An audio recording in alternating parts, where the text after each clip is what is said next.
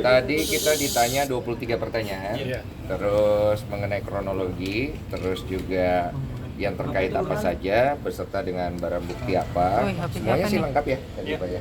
Ada yang mau tambahin? Ya, jadi tadi udah kita penuhi ya panggilan dari penyidik. Kita sudah sampaikan ada 23 pertanyaan yang sudah dijawab sama Densu, dan kita juga lampirkan bukti-bukti ya yang terkait dengan konten yang jadi persoalan ini ya. Jadi mudah-mudahan dalam waktu dekat ini terus bergulir dan kita harapkan ini cepat ada kepastian gitu ya secara hukum. Bukti-bukti terlampir berapa banyak kok mungkin? Ada berapa tadi? Ada banyak lah, kalau saya sebutin banyak itu. Apa aja? Salah satunya apa aja yang dibawa hari ini kok?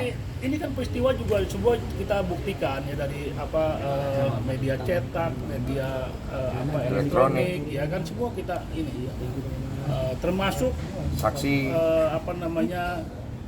Komen-komen yang memang mengarah juga itu kita masukkan juga. Berarti apapun dari pihak V-nya sendiri dimasukin ya Bang terkait sindiran-sindiran di Instagram dan segala macam. Oh iya, ini bukannya ini lagi udah nyata-nyata ya. Iya.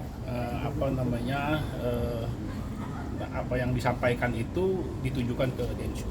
Kerugiannya sendiri nih kok seperti apa sih Kok? Tadi udah disampaikan juga. Jadi kalau kita kan memang melihat ini kan kasus yang terkait dari 10 tahun yang lalu dan ingin kita selesaikan secara hukum dengan kerugian-kerugian dalam bentuk material, imaterial, kemudian nama baik rusak, terus kemudian gagal nikah berapa kali. Pokoknya semua kerugian yang menurut Pak Polisi tadi kira-kira bisa dimasukkan, saya masukkan semua gitu.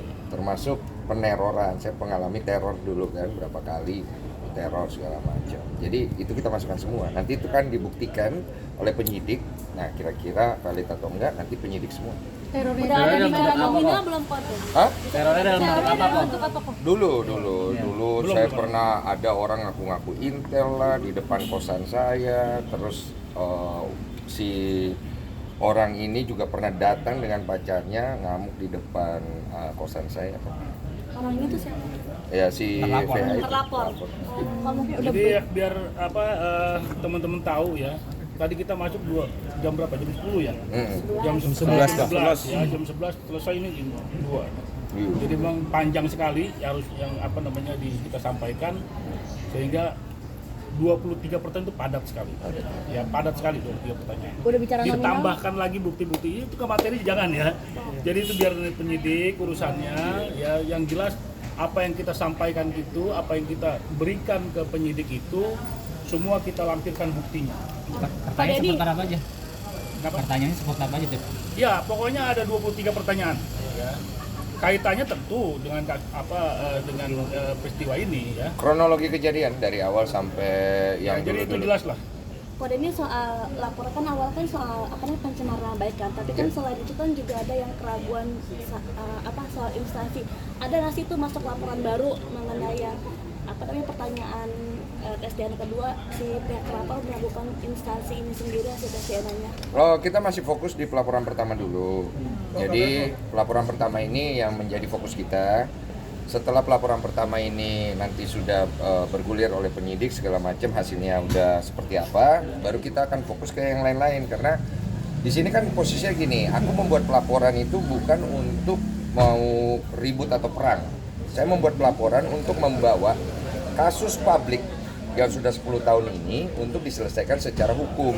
Karena kita mau menyelesaikan secara publik dari 2019 itu nggak kelar-kelar juga gitu loh. Jadi isu ini menurut aku cukup mengganggu. Dan kalau ditanya saya merasa dicemarkan gitu loh. Dan kalau beralibi bahwa itu bukan buat saya katanya seperti itu kan alibi dari pihak mereka. Nanti kita bisa buktikan itulah selama proses penyelidikan dan penyidikan. Ini kalau dia mau beralibi atau dia mau berdalih itu silakan, itu hak dia. Iya. Ya. Tapi yang pasti dari awal kita sudah mau melaporkan ini ke polisian dan laporan diterima, kita akan buktikan bahwa ini perkara ini akan terus berlanjut dan ini terpenuhi unsur pidananya. Oh, tapi kan kalau pihak sana duluan dalinya itu bahwa Koko duluan yang mulai di podcast. Ya, ini kan sebenarnya kan bukan masalah mulai dan memulai apalah. Saya juga nggak pernah ada ngomong nama dia di podcast. Saya juga ceritakan tentang saya punya pengalaman pernah difitnah bukan untuk ngejatuhin dia, tapi untuk membangkitkan semangat orang yang saya sedang ngobrol itu yang juga melakukan kesalahan dalam hidupnya. Sharing gitu. Ya sharing, saya ini mau pakai acuan apa gitu. Yang saya punya kan cuma pengalaman hidup. Saya ini kan bukan orang pintar. Pernah mengalami banyak hal dalam hidup saya. Inilah ilmu saya yang saya bisa kasih. Tujuannya apa? Tujuannya untuk membantu orang. Karena dulu saya pernah mengalami masalah dan saya kepengen membantu orang sebagaimana saya dulu tolong sama Tuhan, udah gitu aja. Tapi kalau kemudian akhirnya nyinggung beberapa pihak, ya kita harus maklumi juga. Tapi kan kita lihat dari unsur pidananya masuk tidak. Nah, saya kan tidak ada melakukan hal seperti itu, maka dia kalau merasa kan tinggal laporkan. Saya merasa kemarin saya laporkan gitu, dan saya lihat unsur itu bisa masuk ke dalam unsur pidana dan dibantu oleh kuasa hukum saya, itu kita luruskan secara hukum. Kalau dengan Ada adanya bicara kasus soal ini, pidana sendiri, ini tega, maksudnya sampai akhirnya mau memenjarakan Ferry nggak sih? Jadi gini, tujuan kita itu bukan untuk memenjarakan siapa-siapa. Tujuan kita adalah membawa kasus publik ini ke ranah hukum supaya edukasi hukumnya ada. Gitu. Jadi kalau tujuan dibilang Mas Denny tega menjarain orang, enggak. Kalau saya tega menjarain orang, dari 2019 ketika tes DNA pertama itu sudah keluar, secara valid saya sudah difitnah. Tapi saya tidak melaporkan orang itu ke polisi karena saya masih punya hati nurani. Nah, karena sudah seringnya diulang pola-pola ini dan beralibi, membangun opini, menciptakan asumsi, saya pikir ini arahnya nggak bagus buat keluarga saya, nggak bagus buat anaknya dia yang dia bilang mengalami dampak mental psikologi kan, nggak ada bagusnya. Jadi kita bawa ke ranah hukum supaya dihukum, diselesaikan dengan baik, jadi edukasi yang bagus. Kalau melihat tanggapan pihak sebelah fokus dengan Dr. Richard ini seperti apa Ini nih? kawan-kawan ya, ini di Singapura demi gimana kok? kepastian hukum. Ini demi kepastian hukum ya. Jadi kita bukan tujuan kita juga menjarakan orang, itu konsekuensi hukum aja. Konsekuensi Kalau hukum. nanti hakim memutuskan dia bersalah, ya konsekuensinya harus dihukum. Berarti nggak masalah buat kalian kalau pada akhirnya Loh, dia kalau dihukum. itu urusan hakim, urusan nanti pengadilan. Sekarang ini masih lidik, ya. Tahapannya panjang ini, ya nanti lidik, ya sidik, ya nanti P21, ke jaksa, ya kan, baru ke pengadilan. Edukasi Tapi kalau Ini iya edukasi untuk masyarakat ini, ya, supaya ada kepastian. Tapi kalau kau menawarkan justice Restorasi. collaboration. Ya saya nggak bicara itu. Itu tahapan itu pasti ada. Cuma hal itu sudah kita lalui dari 2019. Nantilah Itu kalau nanti kita itu bicara nanti lah. kalau udah ada justice restorasi Justice. restoratifnya seperti apa, nanti kita lihat. Tapi poinnya kita di sini kan bukan mau bikin pelaporan terus kemudian bergimik, bukan itu. Kita tidak sedang bergimik di sini. Kalau memang dari penyidik menyatakan ini P21 masuk ke proses pengadilan, kita ikut semua sampai endingnya di mana gitu. Itulah Menurut tanggapannya. Oh, buat bicara tes DNA dilakukan Tes di Singapura gimana? Singapura gimana? Suang tanya ya apa? Ya diatur aja. Kan babangnya sudah ngomong, wah. Kan saksi kalian loh saksi. Jadi kan udah oke aja.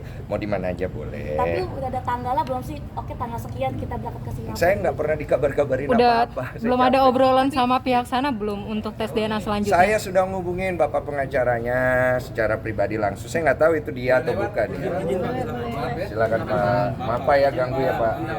Kok udah nggak adanya kasus ini berarti bonding nggak sih sama istri sendiri dan menguatkan satu sama Ih, lain? tadi yang tadi belum dijawab, tadi belum dijawab. Tadi belum dijawab. Cakar. Sekarang ini dulu baru yang Yang mana dulu? Yang tadi tes DNA tadi. Kan udah komunikasi sama Udah, pengacaranya. saya kan ngubungin, kan waktu itu kan dia bikin klarifikasi press conference. Iya. Saya nonton, katanya ngajak untuk duduk bareng, membicarakan itu. Saya bilang ayo diselesaikan, mau tes DNA ayo. Tapi kan kita hubungin, tapi sampai sekarang jadwalnya katanya masih sibuk segala macam. Ya saya mengerti lah, orang kan mungkin punya jadwal. Saya pikir kalau memang serius ya harus selesaikan cepat kan gitu. Karena dari pihak kami kan dari awal ayo. Mau jam itu, jam ini, jam apa. Tapi akhirnya kan dari perkataannya merujuk bahwa ini tes DNA kan kenapa harus merasa. Ini kan belum tentu buat Denny Sumargo. Bisa saja buat orang lain. Saya pikir kok arahnya di publik jadi ngawur nih. Jadi kita pikir ya sudahlah, dilaporkanlah secara hukum biar jelas apakah masuk unsur pidananya atau tidak. Oke. Dan kemudian masalah tes DNA ini kalau dia merasa bukan buat saya ya sudah nggak usah tes DNA. Nanti kalau dari pengadilan memutuskan ada tes DNA lagi, kita ikut pengadilan aja. Beres kan? Oke. Gitu. Karena kan dari gua pribadi dari awal dia meminta tes DNA secara publik untuk adu ayam lah istilahnya, adu publik itu kan oke. Tes DNA pertama aja gue yang nyari, ayo tes DNA segala macam untuk menyelesaikan masalah ini. Gini loh, satu orang pengen nyelesain masalah, yang lain tidak terlihat ingin menyelesaikan masalah, tidak akan selesai masalahnya. Dan kalau tidak dipayungi oleh hukum, tidak ada tengahnya ini, nggak kelar-kelar ini barang, capek gitu loh. Yang untung kan kalian ya. Capek juga. Bonding. Bonding dengan itu seperti apa sih saling Bonding kamu dengan aku. dengan adanya kasus ini? Ya bonding baik-baik saja. Istri juga terlihat sangat support banget. Cuman yang gue khawatirkan kan kita juga punya planning secara suami istri untuk kedepannya dan lain-lain yang gue nggak usah sebut lah. Ya gue nggak mau terganggu aja gitu. Karena gue sebagai kepala rumah tangga punya tanggung jawab gitu loh. Dengan adanya masa lalu gue yang kembali di up, saya harus nunjukin sikap. Karena seorang laki-laki itu pernah bikin salah harus bisa tanggung jawab.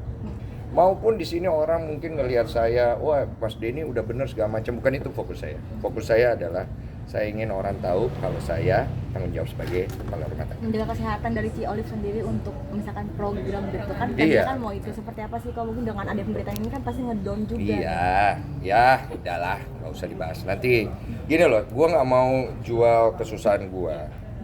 Gue tuh udah susah, udah nggak usah dijual lagi. Zaman gue difitnah, lu nggak usah tanya. Coba lu jadi orang difitnah, satu Indonesia itu ngelihat lu pernah ngambilin anak orang, nggak tanggung jawab, udah kayak gimana gitu loh. Jadi bukan itu yang mau gue jual, bukan itu yang pengen gue deliver ke orang. Nggak ada motivasinya di situ gitu loh. Yang gue pengen kasih ke orang, gue pernah mengalami kesalahan, gue perbaiki. Gue pernah melakukan kesalahan, gue berubah. Gue apalagi namanya, gue ingin memperbaiki semua hal yang gue lakukan supaya gue bisa jadi laki-laki sejati yang lebih baik. Jadi Kalau lepas melihat apapun kembali hasil dari tes podcast. DNA kok, Ya. Apakah nantinya kalau diminta untuk Tunggu, bentar. fokus kita kepastian.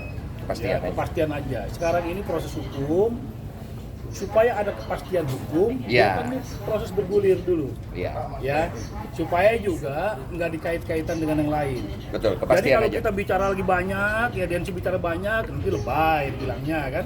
Nah, jadi kita nggak bicara begitu. Emang saya Yang lebay. jelas kita mau pasti, ya, karena kita udah laporkan dan sedang berjalan prosesnya. Mudah-mudahan dalam waktu dekat ada pihak-pihak yang dipanggil. Ya udah bergulir nanti selesai itu sampai ke persidangan. Iya. Oh, tapi kalau pihak sana minta damai kok. Podcast Satu-satu. gimana? Kok tapi kalau pihak sana minta damai, apakah Wartawan. laporan ini juga selesai? Apa? Kalau pihak sana ada etikat baik untuk meminta damai kok, apakah laporan ini selesai juga atau seperti apa? Nggak mau nanggepin itu, karena buat gue itu masalah, kata pengacaranya itu kan masalah ke depan.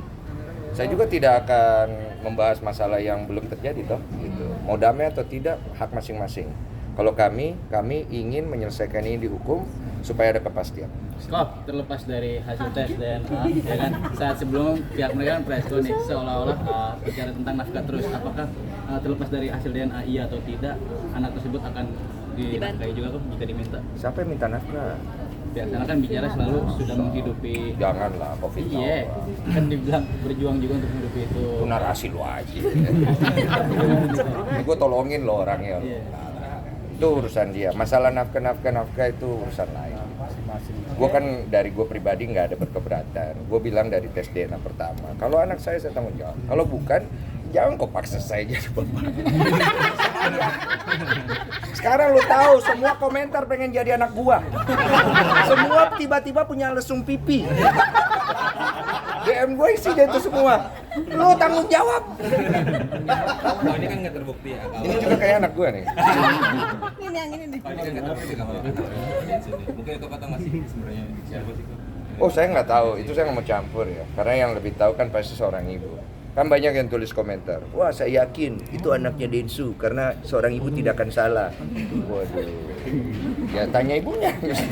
Tapi Sekarang kan DNA hasil tes DNA yang pertama bukan saya gitu loh. tapi tes DNA yang lalu itu dimasukin ke bukti yang Iya, tadi nggak? masukin bukti. Oh. Hasil tes DNA masukin. Ngerasa bahwa pihaknya Ferry tuh kayak kabur-kaburan, nanti dihubungin nggak bisa, terus diajak damai ayo kapan, nggak ada respon segala macamnya kayak gitu. Kamu ngerasain gitu nggak? Aku bertanya sama kau ini. Aku boleh dong bertanya balik. Wartawan ditanya.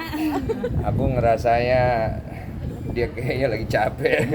Udah itu aja sih. Kok kemarin kan habis podcast bareng Dokter Richard itu kan sempat digabungin via telepon kan, gimana itu kok? Iya. Gue diteriakin wah, ketakut. Aku langsung takut gitu loh. Iya, aku cuma tegas aja. Mau tes DNA ayo gitu, mau ketemu duduk bareng ayo, podcast ayo. Mau apa sih? Nggak ngerti gua. Kemarin kan di podcast Dokter Richard sendiri kan justru dia katanya malah nunggu di basement, nggak berani naik untuk ngobrol langsung sama Dokter Richard tuh kemarin. Oh itu tanya dia. Kalian tuh jangan wawancarain gue mulu. Oh hanya gue yang bisa ketemu. Ya, karena saya ingin pansos. Saya suka exposure ini. Menurut Rumah juga susah kok. bahwa si Dr. Richard Lee, tes DNA itu kecil banget kesalahannya, cuma 0,sekian%. 0,01. Dan kemungkinan sebenarnya tidak perlu ada tes DNA. Kalau dari sendiri menurutnya gimana? Ya memang sebenarnya tidak perlu ya Pak ya ada tes DNA gitu. Karena tes DNA itu sudah valid, dia itu ada legalitasnya. Kalau ingin ada tes DNA secara hukum, itu tes DNA itu harus dibuktikan dulu dibawa ke hukum. Makanya kita bawa nih. Kemudian hakim juga akan melihat kevalidan daripada tes DNA ini, dia akan memanggil pihak-pihak yang melakukan dong. Dan kalau memang tes DNA ini memang sudah sesuai dengan prosedur, kalau apabila ingin dilakukan tes DNA kedua, itu harus bisa buktikan dulu ini benar atau enggak, udah di situ aja. Jadi yang pertama juga kan nggak ada kewajiban sebetulnya. Ada kewajiban. Cuma kan yang dipakai buat konten terus sama dia, diungkit terus ya kan. Nah kita bertanggung jawab supaya ini sama-sama lah kita tes DNA. Gini, saya tambahin. Ya kan? Yang pertama itu benar kata Pak Anwar, nggak ada kewajiban. Saya hanya melakukan ini karena ada konsekuensi moral dan juga tanggung jawab publik yang saya berikan untuk sebuah pembelajaran dan untuk sebuah tanggung jawab. Dan juga untuk sebagai informasi kepada pihak anak itu nanti. Karena anak ini sudah kemakan dari kecilnya, dia itu taunya, oh bapaknya Densu. Kita waktu itu tanya ke anak itu, mama saya apa manajer saya dulu tanya waktu kita mau ambil tes DNA pertama, bapakmu siapa? Bapak saya Densu. Kata siapa? Kata mama. Jadi ini kan anak ini kasihan. Jangan, maksudnya gini, udah lah, aku nggak usah ngomong. Nah, intinya menegaskan aja bahwa Menarik kok, biar bisa tayang kok. berarti menegaskan aja bahwa tes DNA itu benar tidak bisa Manipulasi.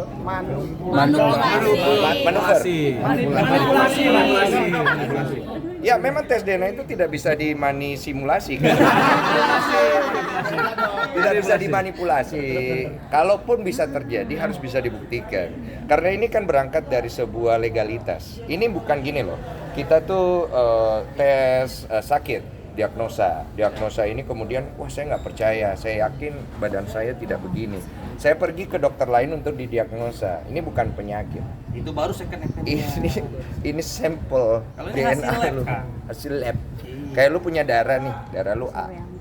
Udah keluar di darah lu A. Oh saya nggak percaya darah saya A. Iya, lu pergi ke rumah sakit lain. Itu darah A itu nggak berubah. Darah lu A gitu. Oke, anggaplah wah ternyata salah darah lu B. Berarti kan pihak dari kedua rumah sakit ini melakukan kesalahan. Ada salah satunya kemungkinan. Perang lagi, ya kan? Berita lagi, gitulah. Udah ya? Cukup. Baik yang ngedukung teman-teman buat pihak sebelah nggak usah melakukan tes DNA lagi, ini tuh banyak banget yang ngedukung kok gitu, gimana? Banyak yang mendukung saya tidak melakukan tes DNA lagi, saya tahu. Tapi memang tidak ada kewajiban betul. Tapi ini adalah bentuk moral saya sebagai public figure yang ingin memberikan contoh kepada setiap siapapun itu yang pernah mengalami hal yang sama kayak saya. Jangan takut untuk bertanggung jawab. Udah. Saya pernah ada di posisi saya rugi banyak, tapi kalau kita mau tanggung jawab, kita mau jujur, Tuhan pasti tolong. Pelajaran dan hikmah apa kok yang bisa lo ambil dari kejadian ini kok? Oh, jangan nakal-nakal sama dia. Oke. Siap, thank you.